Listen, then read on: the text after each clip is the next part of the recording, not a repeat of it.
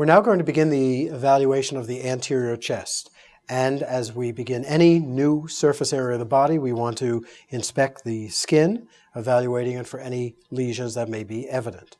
We also want to inspect the configuration of the chest to see if there are any abnormalities that we will notice, such as the configuration of the sternum, whether it's out or pushed in, or if there are any other abnormalities related to rib structure.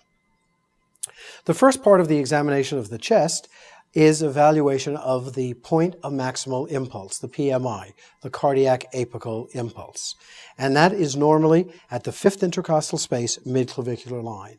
And we palpate that to evaluate whether or not it is present. If it's not palpable in this position, you might have the person lean forward a little bit to see if it is evident. If it is laterally displaced, one has some information and some evidence that there may be actually left ventricular enlargement or hypertrophy, thickening of the wall of the heart. We now are going to proceed in evaluation of the examination of the heart and lungs, and most of the examination of the lungs I do lying flat. It's not wrong to do it sitting up, but I'm going to demonstrate the way I do this examination, and that's usually with the patient lying flat. So we're first going to evaluate in the aortic area by palpation, and the aortic area is the second intercostal space to the right of the sternum. The pulmonic area, the second intercostal space to the left of the sternum. Down along the sternal border, to the left lower sternal border, the tricuspid area, and moving over to the cardiac apex, the mitral area, palpating to see if there are any vibrations which one might feel. These are known as cardiac thrills, and they're generally indicative of turbulent flow across those valves. And the auscultation of the heart proceeds by evaluating the four cardiac areas just demonstrated. Warm the stethoscope, listen first in the aortic area, the pulmonic area,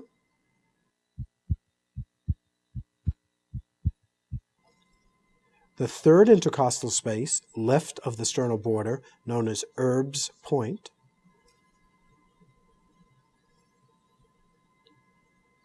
the tricuspid area, the left lower sternal border,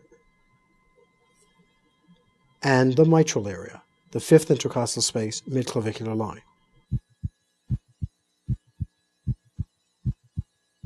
One moves back with the diaphragm to the aortic area and the pulmonic area, known as the base, and as the person leans forward, one listens for the high-pitched diastolic murmur of aortic insufficiency. Sit back. You may have a stethoscope which has a convertible diaphragm.